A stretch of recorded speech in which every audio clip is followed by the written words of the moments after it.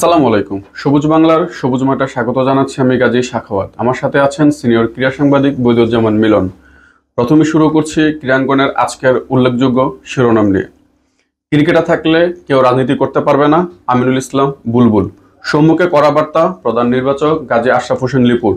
অধিনায়কত্ব ছাড়ার গুঞ্জন নাজমুল হোসেন শান্তর। ৮ ম্যাচে ৩৫ রান করা লিটন দাস কেন ওয়ানডে দলে? ১০ জনের দল নিয়েও রিয়ালের অবিশ্বাস্য জয়। দ্বিতীয় রাউন্ডে ম্যানচেস্টার সিটি ও জুভেন্টাস। ক্রুইফের সঙ্গে আনুষ্ঠানিক কোনো কথা হয়নি বাফুফের। মিখাইল তাল এবং হোসে রাহুল কাপাবলাঙ্কাদের আদলে ঢাকা জিয়া মেমোরিয়াল জিএম দাবা। চালকের আসনে ভারত। উল্লেখযোগ্য বিষয়গুলোর মধ্যে নিয়ে আমরা শুরুতে আলোচনা করব নাজমুল হোসেন শান্তকে নিয়ে। আমরা শুনতে পেয়েছি যে নাজমুল হোসেন শান্ত অধিনায়কত্ব এই টেস্টের পরে ছেড়ে দিতে পারে, সে বিষয়ে আপনি? আমিও যতদূর শুনেছি আজকে কিন্তু post match pre match press কনফারেন্সে কিন্তু কথা বলেছেন তিনি, এবং এই প্রসঙ্গে তিনি এমনটা জানিয়েছেন যে দলের ভালোর জন্য বা দলে যাতে ভালো হয়, দলের যেটা চাওয়া অর্থাৎ দলীয় স্বার্থকে সবার আগে রেখে তিনি সব কিছুর ঊর্ধ্বে রেখে আসলে এই ক্যাপ্টেন্সিটা ছেড়ে দিতে চান। আমার কাছে আমার ব্যক্তিগত মতামত যদি জানতে চান, আমি বলবো যে আসলে এটাই তার জন্যই ভালো হবে। কারণ তবে আমরা যদি এর আগে মাহমুদুল্লাহ রিয়াদের ব্যাপারটা দেখি, মাহমুদুল্লাহ সেঞ্চুরি করার পরে সাথে সাথে কিন্তু অপশন নিয়ে ফেলেছেন।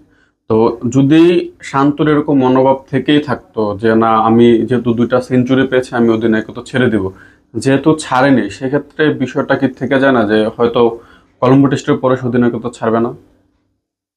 ছাড়বে না এটা বলা যাচ্ছে না, যেহেতু তিনি তার মনের ভাবটা প্রকাশ করে দিয়েছেন। আপনাকে একটা জিনিস খেয়াল রাখতে হবে, টেস্ট শুরুর আগের ঘটনা পরিক্রমাগুলো আপনি একটু খেয়াল করেন। মেহেদী হাসান মিরাজ কিন্তু হুট করে তাকে টেস্ট অধিনায়ক দেয়া হলো, কিন্তু করোনার কারণে বা জ্বরের কারণে, ফ্লুর কারণে তিনি কিন্তু খেলতে পারেন নাই। না হলে টসটা কিন্তু তিনিই করতেন। এখন একটা বিষয় আপনি জানেন কি না আমি বলি, যে একজন অধিনায়ক স্টেবল থাকার সময়ে আর একটা অধিনায়ক ঘোষণা করার জন্য অন্তত ওই সাস্টেনেবল অধিনায়ক বা যিনি আছেন তার কাছ থেকে একটা ন্যূনতম অনুমতি নেওয়া প্রয়োজন। এটাকে বলে কার্টিসি, সৌজন্য। অন্তত একটা আলোচনা করা করেনি। আপনি হলে আপনার জায়গায় কিন্তু খারাপ লাগাটা স্বাভাবিক।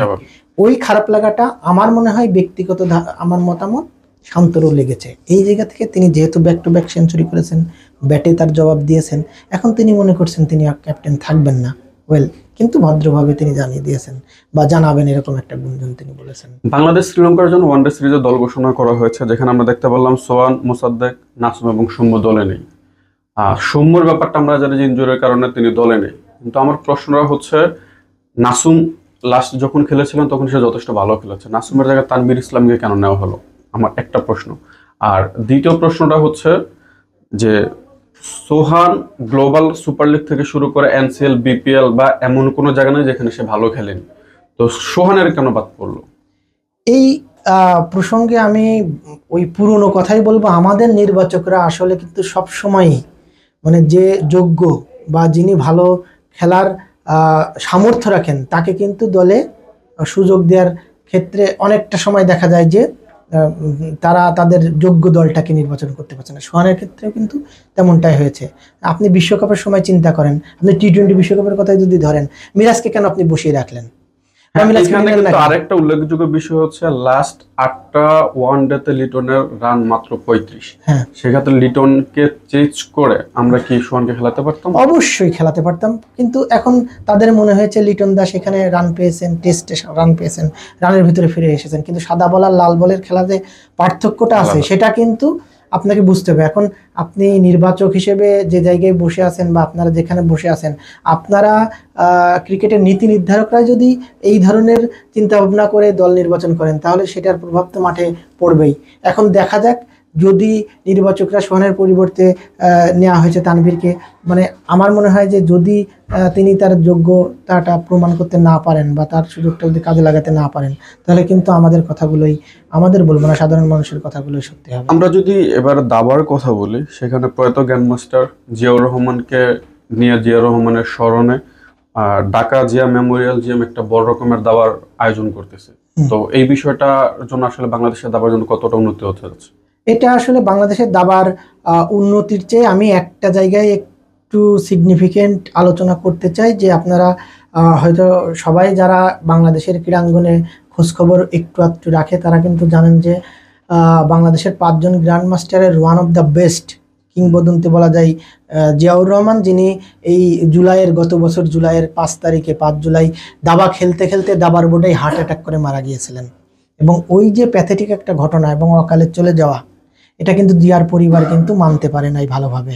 তারপরেও জিয়া বেঁচে থাকবেন তার খেলায়, তার কর্মে। এখন তিনি বা জিয়া, তার স্ত্রী তাসনিম সুলতানা লাবণ্য, তিনি বাংলাদেশ দাবা ফেডারেশনের লজিস্টিক সাপোর্ট নিয়ে এই একটা টুর্নামেন্ট করছেন, জিয়া মেমোরিয়াল। যে টুর্নামেন্টের আদলে বিশ্বের বড় বড় অনেক টুর্নামেন্ট হয়, যেটা আপনি বললেন যে আপনার তাল বা কাপাবলাঙ্কা, কিউবার যে কাপাবলাঙ্কা ছিলেন বিশ্ব চ্যাম্পিয়ন, আর মিখাইল তাল রাশিয়াতে, তারা কিন্তু ওই বড় বড় দাবাড়ু যারা মারা গেছেন তাদেরকে স্মরণ করে প্রতি বছর একটা বড় টুর্নামেন্ট করেন। ওই রকম একটা টুর্নামেন্ট ঢাকায় আয়োজন করতে চান জিয়ার স্ত্রী। আমরা যদি ভারত ম্যাচের কথা বলি, ঋষভ পান্তের প্রথম ইনিংসে 134 রান করার পরে আজকেও কিন্তু তিনি 118 রান করেছেন, এবং পাশাপাশি KL রাহুল একটা সেঞ্চুরি করেছেন, 120 রান করে তিনি এখন অপরাজিত আছেন। এবং ইন্ডিয়া কিন্তু আরেকটা সেশনের আগে 300 রানের লিড ক্রস করে গেছে। সেক্ষেত্রে ম্যাচটা কি ইন্ডিয়ার একটু ঝুঁকে পড়লো কিনা?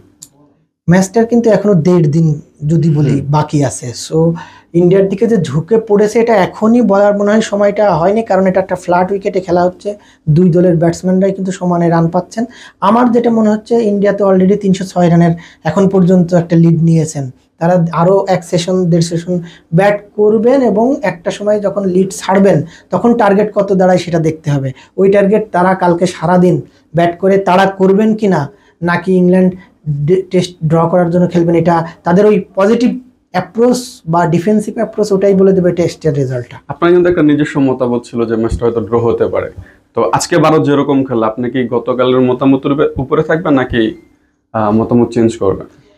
দেখেন, ইংল্যান্ডের ব্যাটসম্যানরা কিন্তু মারকুটে ব্যাটসম্যান এবং ইংল্যান্ডের মাটিতে খেলা হচ্ছে। আমার কাছে মনে হচ্ছে যে তারা যদি এখন 306 আছে আর 100 রান করে, যদি ইন্ডিয়ার এখনো 6 উইকেট বাকি আছে, যদি তারা 400 বা 450 রানের একটা লিড দিয়ে ছেড়ে দেয়, মানে অর্থাৎ টার্গেটটা দিয়ে ছেড়ে দেয়, মানে আপনি জানেন টেস্টে চতুর্থ ইনিংসে 400-450 রান টপকিয়ে বা ওভারটেক করে জেতার রেকর্ড কিন্তু বিরল। তো ওই ঝুঁকিটা আসলে কোনো দলই নিতে চাইবে না।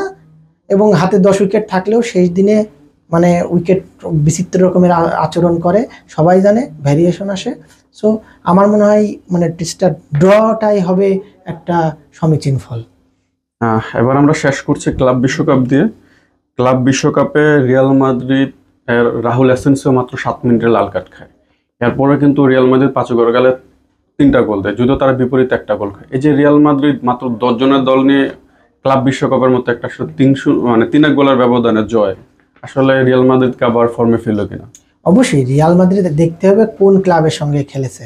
আসলে যতই বলা হচ্ছে ক্লাব বিশ্বকাপ, কিন্তু খেলাটা কি সমানে সমানে হচ্ছে না। আপনার অকল্যান্ড সিটির যে দলটা, আপনার তো পুরো অপেশাদার দল, এরকম দলের সঙ্গে একটা আপনি নামিয়ে দিলেন একটা বিশ্বের ওয়ান অফ দ্য বেস্ট দল, যে দল বায়ার্ন মিউনিখ। আবার রিয়াল মাদ্রিদ এমন একটা দল যাদের চ্যাম্পিয়ন্স লিগের সবচাইতে বেশি ট্রফির দাবিদার, এবং ওয়ার্ল্ডের সবচাইতে বড় ক্লাব দল যদি বলা হয় রিয়াল মাদ্রিদকে, সেই দল 10 জন 9 জনে কিছু আসে যায় না। আপনি মানে আমি যদি উদাহরণ হিসেবে দিতে, বাংলাদেশের বসুন্ধরা কিংসের সঙ্গে রিয়াল মাদ্রিদের খেলা আপনি খেলান, 10 জন কেন 9 জন নিয়ে বসুন্ধরা কিংসকে ওরা 5টা গোল দিয়ে। তবে এখানে কিন্তু খেলার গতিটা কিন্তু অনেকটাই ভিন্ন ছিল।